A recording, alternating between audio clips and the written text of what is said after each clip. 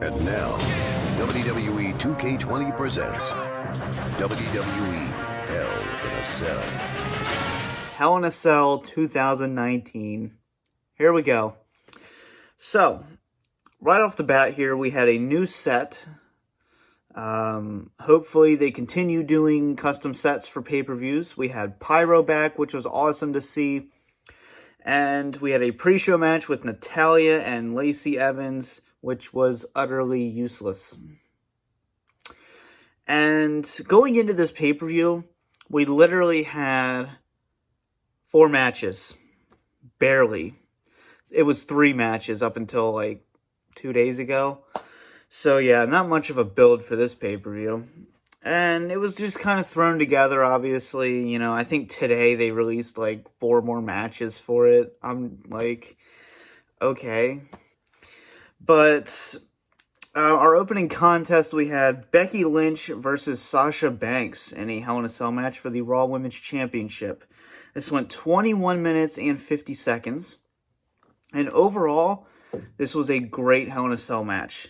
You know, I think it's a far improvement over Sasha Banks and Charlotte's Hell in a Cell match. I really didn't like that back in, 2016? So, you know, I thought this was a vast improvement. So, you know, I give them credit there. So, realistically, though, was this as good as other PG-era Hell in a Cell matches like Edge and Undertaker? Probably not. But this was one of the better PG-era Hell in a Cell matches for sure. So we had weapon spot after weapon spot. We had kendo sticks, we had chairs, we had tables. We had good utilization of the cage. You know, this was a very good creative Hell in a Cell match. And creativity is one of the key words here I use because, you know, some PG-era Hell in a Cell matches really lacked creativity. And, you know, we saw it with Jeff Hardy and Randy Orton last year. And, you know, we see it again this year. So, you know, definitely really cool to have that. We had a really good spot where the chair was propped up with kendo sticks. And Becky Lynch did a drop kick to Sasha Banks while she was sitting on the chair like 6 feet up in the air. So that was definitely a really cool spot, and it's something I've never seen before, so I give him credit for that. We had Becky Lynch winning by submission, making Sasha Banks tap out. I was hoping for a new champion, but it is what it is. It was still a great match. And then we had Daniel Bryan and Roman Reigns in a tornado tag match against Luke Harper and Eric Rowan. Tornado tag match, man. You don't see that very often anymore. And this was a very fast-paced, action-packed match, and a lot better than I had expected. So I give him huge credit for that. And, you know, Daniel Bryan and Roman Reigns, you know, they got the win here. They kind of, you know, they hugged and then did a handshake, which is, yeah, this isn't Team Hell No, like, goddamn. But, yeah, like I said, they utilized the announce table, you know, very hard-hitting match. And right after the Hell in a Cell match, it was, you know, just kind of nonstop action for the first hour at least. And then we had Randy Orton defeating Ali in a 12-minute, 10-second match. Another, you know, solid match. You know, it wasn't like great or anything, but it really stood on its own, and we had a really good match out of it. And, you know, we ended it with an RKO out of nowhere. As always, you know, RKO out of nowhere can always get a pop out of me. I was always a fan of that.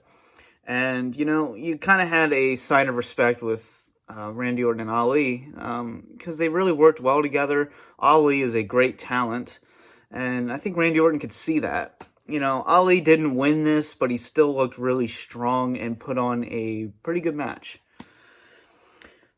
And then we had the Kabuki Warriors defeating Alexa Bliss and Nikki Cross. Yeah, this went 10.5 minutes. Honestly, this was nothing to write home about. Really, it's notable for the ending. And when the hell did the Kabuki Warriors become heels? Like, what the hell? Like, news to me. I mean, I don't watch Raw or SmackDown, so I obviously don't see a build-up here, but last I checked, they weren't heels. We had Asuka using the mist to blind Nikki Cross, and, she ended up getting the win here.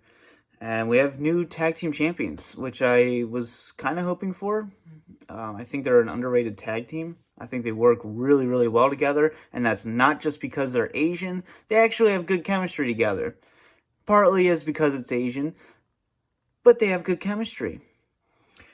And then we have the Viking Raiders and Braun Strowman defeating the OC, AJ Styles, Luke Gallows, and Carl Anderson. 6-man tag match. Honestly, this could have just been a bathroom break. Really nothing special here. And it ended in a disqualification anyway. So, like I said, nothing really to write home about. And then we had Chad Gable and Baron Corbin in a singles match. Just kind of an exhibition match here. And, this went 12 minutes and 40 seconds. Nowhere near as good as the finals match. Because I did watch the finals match for King of the Ring. And, that was a good match. And this one was just kind of, it was good to see Chad Gable get the win. King Corbin, I guess we're going to call him now, or STD, or Cracky. I like Cracky. Let's call him Cracky Corbin. So, he went to get the scepter. The ref took it away from him. Gable got the roll-up. And then Gable gets the win. And then he's attacked later on after the match, backstage, to kind of, keep the feud going, I guess. And then we had Charlotte Flair defeating Bayley by submission for the SmackDown Women's Championship. This went 10 minutes and 15 seconds.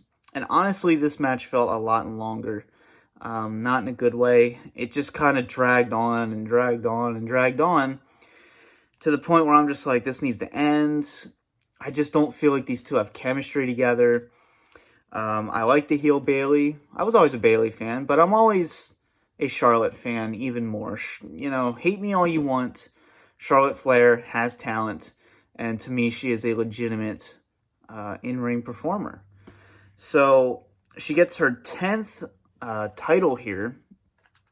So I guess they're just trying to reach 16 or 17 for Ric Flair. I think I don't know. It's been a few years. I mean, when did she win her first title? 2015, maybe? I think it was 2015. And, I mean, it's only been 4 years and she's already up to 10 title reigns. I feel like that's just too many too soon. I think it's obvious that they're just trying to get her to, that record reign to beat her father, probably. But overall, just kind of a drag of a match, honestly. And, she got the figure 8 for the win. Okay, main event time. This is where we have fucking problems. Seth Rollins versus The Fiend Bray Wyatt for the Universal Championship. We have Seth Rollins come out first, and then you have the special Fiend entrance, which is just phenomenal. The cell lowers, and we have red lighting for the match, which I'm assuming is okay for the live crowd. I mean, I don't know. I'd have to see, pictures and stuff, but I don't know how I felt about the red lighting. I'm all about, method acting and, fancy artsy techniques. I'm an aspiring filmmaker. I understand the techniques here and I appreciate it. But at the same time, I'm like, maybe that's a little too much. For people at home, I think it was very clear. But for people in the arena, I don't know. Maybe the red lighting could become a distraction. I don't know. Didn't really affect me all that much. And this was basically a squash match, I guess, in a way. At the same time, not being a squash match. Basically, Seth Rollins hit the curb stomp at least a dozen times. Bray Wyatt kicked out at 1 multiple times, which I like that little detail. He didn't just kick out at 2. It was 1. We had chair shots. We had tables involved. We had ladders. We had a sledgehammer. We had a toolbox. We had everything. Seth Rollins was throwing everything at him. And then you have basically a ladder, you have a chair, you have a toolbox over Bray Wyatt. And that's another thing, I will say this. We had a few chair shots to the head tonight. One in the women's Hell in a Cell match, which I was really surprised about. I grew up with chair shots, okay? It's good to see them. And then another, one technically in the main event here. And then a few to the head, like on top of the ladder and stuff like that. But I'm not going to count that. But, the ladder was stacked on him, the toolbox, everything was stacked on him. Seth Rollins goes out and gets a sledgehammer. He's about to beat the fuck out of him with it. The referee, he's pleading with him, don't do it, don't be like this. And then, of course, the announcers are like, oh, Seth, you're not going to like where this takes you. And Seth is like, alright, I won't do it. And then he fucking does it. And then the bell rings.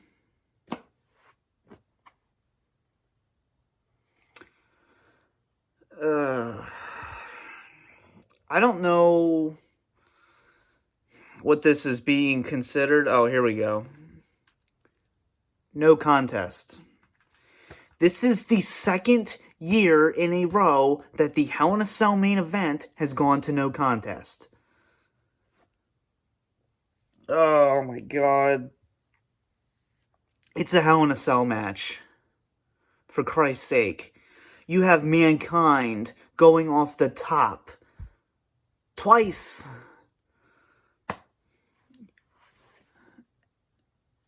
If you can't stop Mankind versus The Undertaker at King of the Ring 98, then you can't stop this. You gotta be fucking kidding me. And, it really sucks is this pay-per-view was fine up until this shit. The crowd went nuts. They had AEW chants going. They had bullshit chants going. You had a really loud restart the match chant. This was a mess. And then they tried to redeem themselves by having, The Fiend basically taking Seth Rollins out. They involved a lot of blood, too. I'll give them credit for that one. That I will credit them for. The use of blood, where it's needed. And, realistically, it's a situation where you need it, but I don't really think anyone cared at this point because this ending was complete and utter horseshit. Honestly, when it comes to a letter grade, I had it, and then this ending really kind of lowered it a little bit. Obviously, let's be honest, this ending was complete bullshit. There is no way this crowd went home happy. We're going to be reading some reports tonight. But this was just horseshit.